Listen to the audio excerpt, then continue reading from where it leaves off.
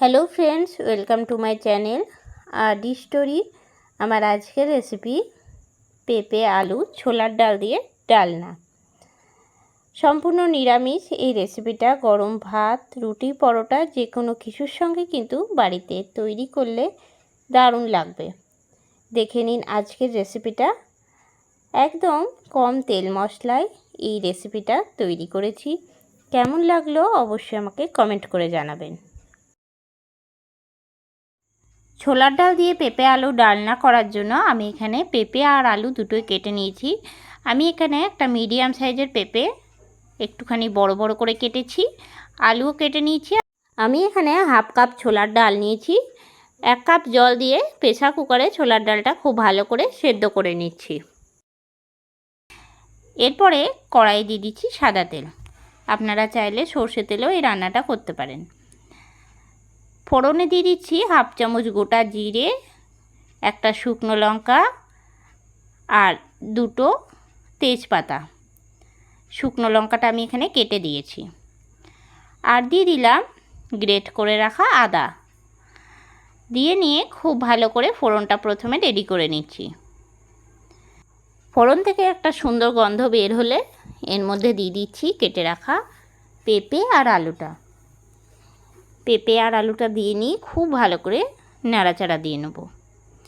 এই রান্নাটা করতে কিন্তু একদম বেশি সময় লাগে না, খুব তাড়াতাড়ির মধ্যেই হয়ে যায়। ওপর থেকে দিয়ে দিলাম লবণ আর দিয়ে দিচ্ছি হলুদের গুঁড়ো হাফ চামচ। লবণটা আমি আন্দাজ মতন দিলাম।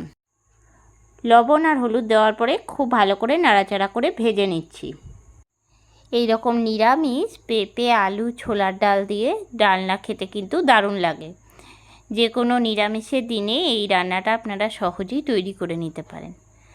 আমি পুরো রান্নাটা কড়াই করছি, আপনারা সব কিছু কষিয়ে নিয়ে কিন্তু প্রেসার কুকারে একটা সিটি দিয়ে নিলেও খুব তাড়াতাড়ি করে হয়েও যাবে। প্রথমে নুন হলুদ দিয়ে নিয়ে খুব ভালো করে কষিয়ে নিতে হবে। 10 থেকে 12 মিনিট পরে আবারও ফিরে চলে এসেছি। আর এখন কিন্তু আলু আর পেঁপেটা খুব ভালো করে ভেজে নেওয়া হয়ে গেছে। এরপরে আমি দিয়ে দিচ্ছি কিছু মশলা। প্রথমে দিয়ে দিলাম হাফ চামচ জিরে গুঁড়ো, হাফ চামচ ধনে গুঁড়ো আর দিয়ে দিলাম ঝালের জন্য হাফ চামচ লঙ্কার গুঁড়ো। মশলাগুলো দেওয়ার পরে খুব ভালো করে নাড়াচাড়া দিয়ে নিচ্ছি। 5 থেকে 7 মিনিট এই একই রকমভাবে নাড়াচাড়া দিয়ে নেব। অন্যদিকে ছোলার ডালটা প্রেসার কুকারে একটা সিটি দিয়ে নিয়েছি। আর সেদ্ধ হওয়া ছোলার ডালটা দিয়ে দিচ্ছি কষানো পেঁপে আর আলুর মধ্যে। ছোলার ডালটা আগে থেকে সেদ্ধ হয়ে থাকলে তরকারির সঙ্গে কিন্তু খুব ভালো করে মিশে যাবে। ছোলার ডালটা দেওয়ার পরে আরও একবার খুব ভালো করে নাড়াচাড়া দিয়ে নিচ্ছি। এবার আমি দিয়ে দেবো এর মধ্যে জল। খুব ভালো করে কষিয়ে নেওয়া হয়ে গেলে দিয়ে দিচ্ছি ওপর থেকে জল। যেহেতু তরকারিটা একটুখানি মাখা মাখা হবে তার জন্য আমি কিন্তু এখানে জলের পরিমাণটা একটুখানি কমই দিয়েছি। যেহেতু আগে থেকে ছোলার ডালটা সেদ্ধ হয়ে আছে আর আলু আর পেঁপেও কিন্তু অনেকটা সেদ্ধ হয়ে গেছে, তার জন্য খুব বেশিক্ষণ ফোটাবো না। 10 মিনিটের মতন আমি ঢাকা দিয়ে দিলাম।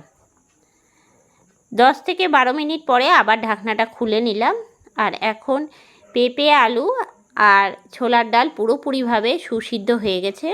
ওপর থেকে দিয়ে দিলাম গরম মশলা, দিয়ে দিচ্ছি 1 চামচ চিনি। যেহেতু এটা একটা নিরামিষ তরকারি আর পেঁপের তরকারিতে একটুখানি মিষ্টি দিলে কিন্তু স্বাদটা খুব ভালো হয়।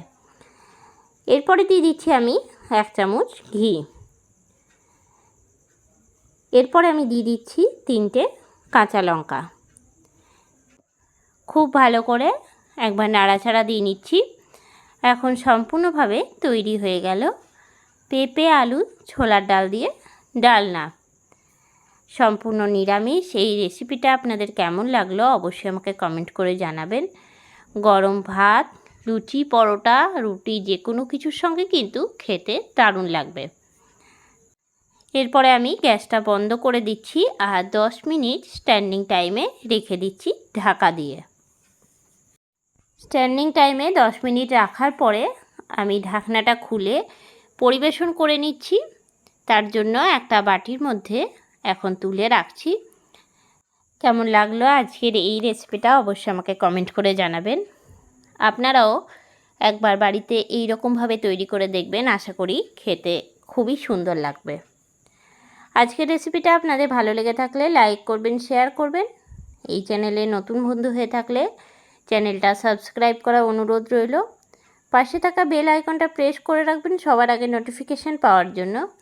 আবারও নতুন কোনো রেসিপি নিয়ে হাজির হব। সঙ্গে থাকুন আর দেখতে থাকুন। সবাই ভালো থাকবেন, সুস্থ থাকবেন। ধন্যবাদ।